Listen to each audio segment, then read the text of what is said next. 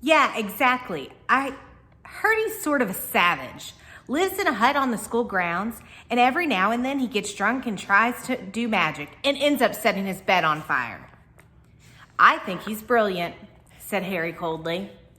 Do you? Said the boy with a slight sneer. Why is he with you? Where are your parents? They're dead, said Harry shortly. He didn't feel much like going into the matter with this boy. Oh, sorry, said the other, not sounding sorry at all. But they were our kind, weren't they? They were a witch and a wizard, if that's what you mean.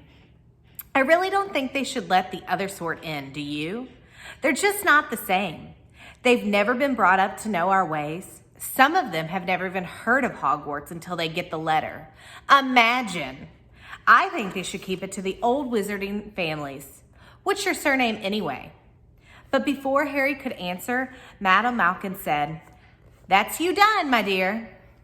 And Harry was not sorry for an excuse to stop talking to the boy. Hopped down from his footstool. Well, I'll see you at Hogwarts, I suppose, said the drawling boy. Harry was rather quiet as he ate the ice cream Hagrid had bought him, chocolate and raspberry with chopped nuts. What's up, said Hagrid. Nothing, Harry lied. They stopped to buy parchment and quills.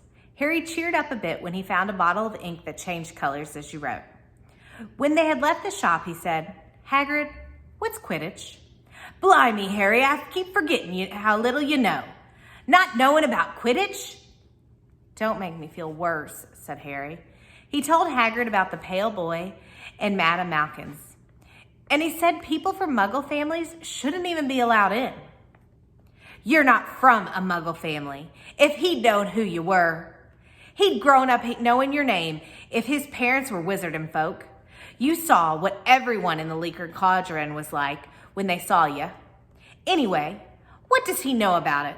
Some of the best I ever saw were the only ones in magic in a long line of muggles. Look at your mom. Look at what she had for a sister. So what is Quidditch? It's our sport, wizard sport. It's like soccer in the muggle world. Everyone follows Quidditch, played up in the air on broomsticks. There's 4 balls, sort of hard to explain the rules. And what are Slytherin and Hufflepuff? Schoolhouses. There's 4. Everyone says Hufflepuffs are a lot of duffers, but I bet I'm in Hufflepuff, said Harry gloomily. Better Hufflepuff than Slytherin, said Hagrid darkly. There's not a single witch and wizard who went bad who wasn't in Slytherin.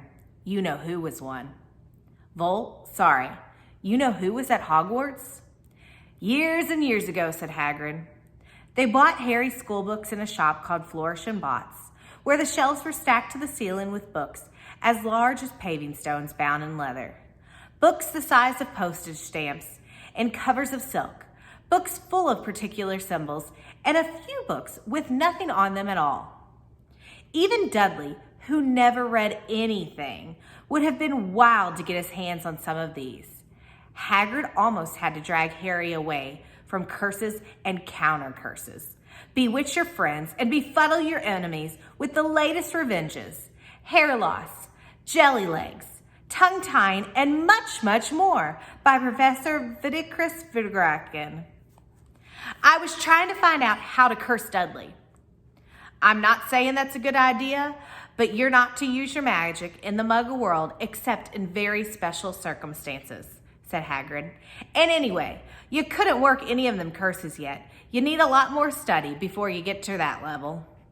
Hagrid wouldn't let Harry buy a solid gold cauldron either. It says pewter on your list.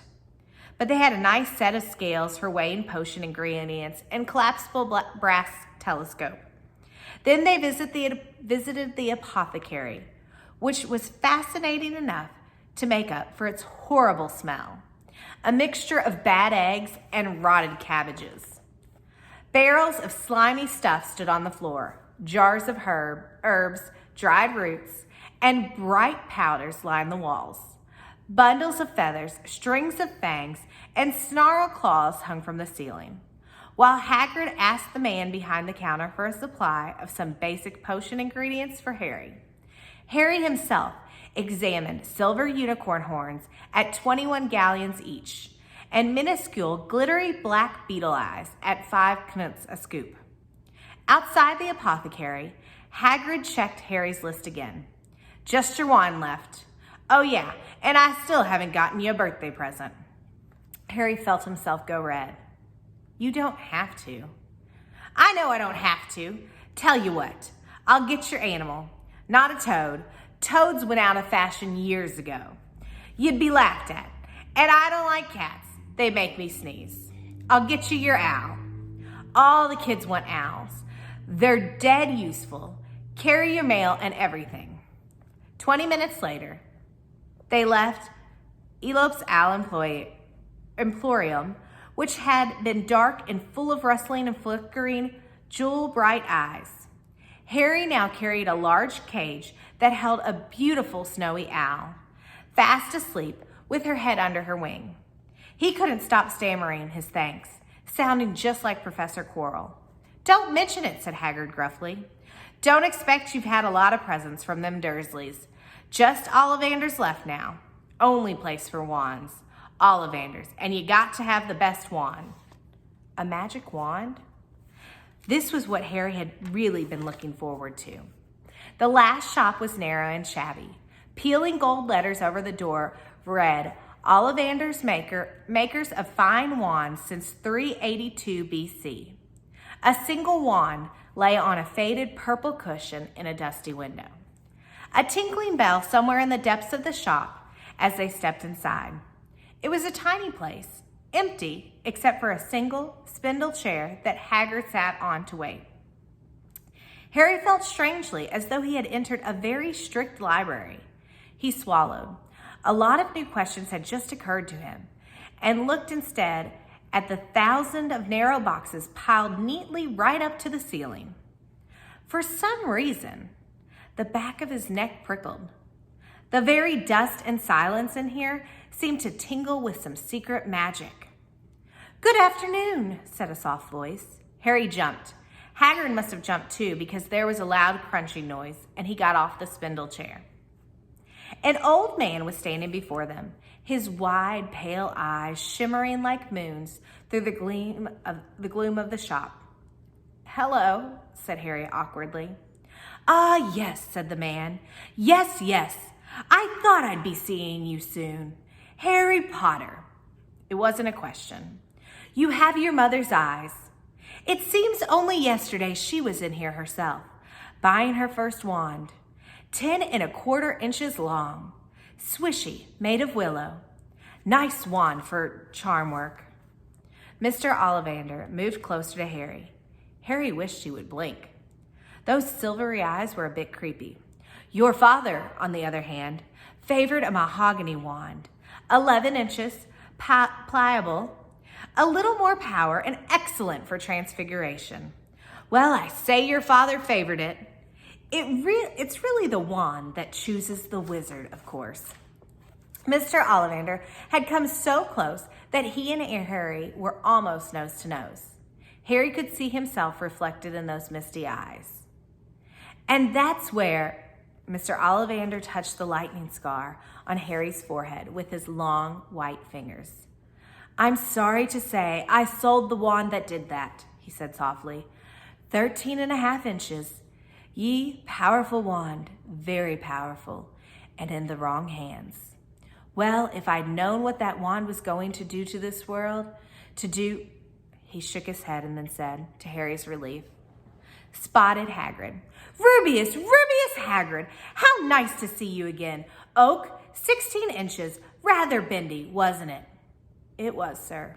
Yes, said Hagrid. Good wand, that one. But I suppose they snapped it in half when you got expelled, said Mr. Ollivander, suddenly stern. Yes, they did, yes, said Hagrid, shuffling his feet. I've still got the pieces, though, he added brightly. But you don't use them, said Mr. Ollivander sharply. Oh, no, sir, said Hagrid quickly. Harry noticed he gripped his pink umbrella very tightly as he spoke. Said Mr. Ollivander, giving Hagrid a piercing look. Well now, Mr. Potter, let me see. He pulled a long tape measure with silver markings out of his pocket.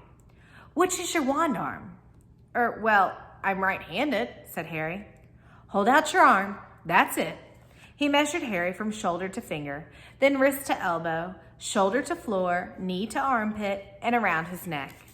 As he measured, he said, "Every Ollivander wand has a cord of powerful magical substance, Mr. Potter. We use unicorn hairs, phoenix tail feathers, and the heartstring of dragons.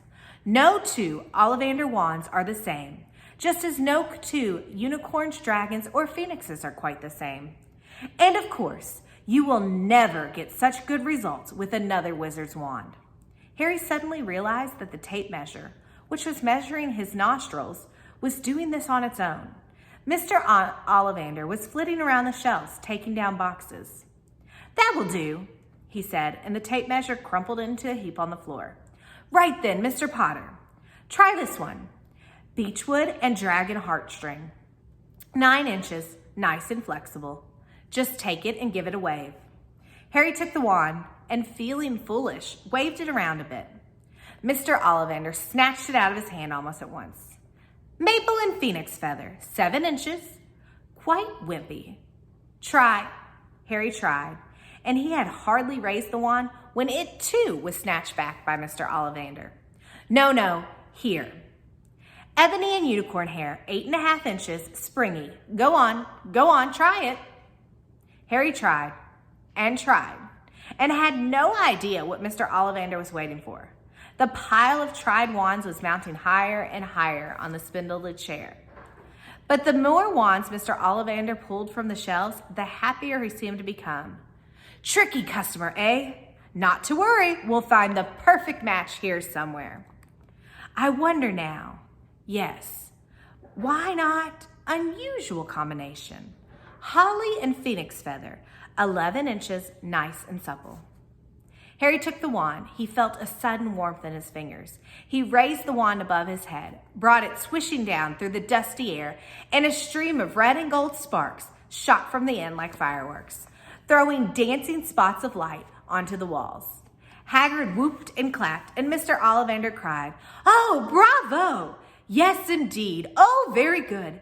Well. How curious. How very curious."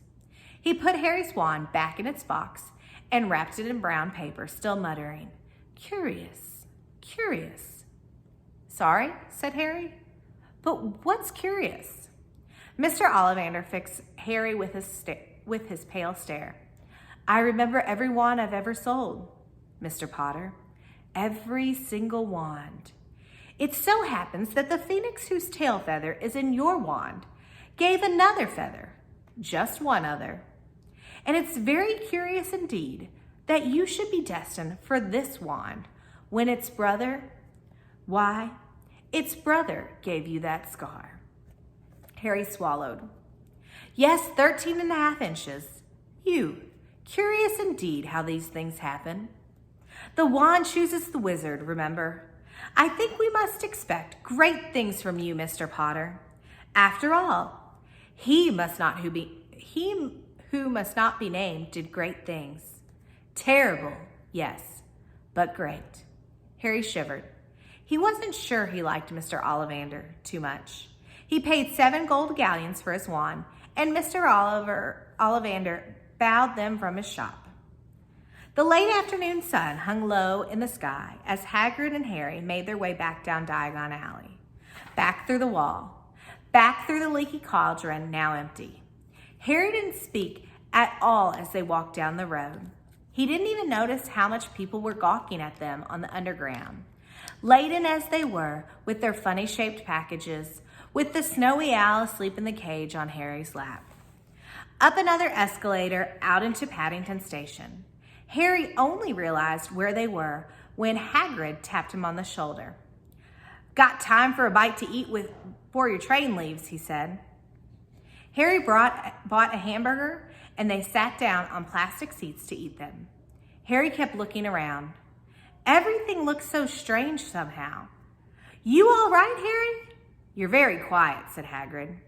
Harry wasn't sure he could explain. He'd just had the best birthday of his life, and yet he chewed his hamburger, trying to find the words. "Everyone thinks I'm special," he said at last. "All those people in the leaky cauldron, Professor Quirrell, Mr. Ollivander. But I don't know anything about magic at all. How can they expect great things? I'm famous, and I can't even remember what I'm famous for. I don't know what happened when the night my parents died." Hagrid leaned across the table. Behind the wild beard and eyebrows, he wore a very kind smile. "Don't you worry, Harry. You'll learn fast enough. Everyone starts at the beginning at Hogwarts. You'll be just fine. Just be yourself. I know it's hard. You've been singled out, and that's always hard. But you have a great time at Hogwarts. I did. Still do, as a matter of fact." Hagrid helped Harry onto the train that would take him back to the Dursleys, then handed him an envelope. "Your ticket for Hogwarts," he said. "1st of September, King's Cross. It's all on your ticket. Any problems with the Dursleys, send me a letter with your owl. She'll know where to find me. See you soon, Harry." The train pulled out of the station. Harry wanted to watch Hagrid until he was out of sight. He rose in his seat and pressed his nose against the window, but he blinked and Hagrid had gone.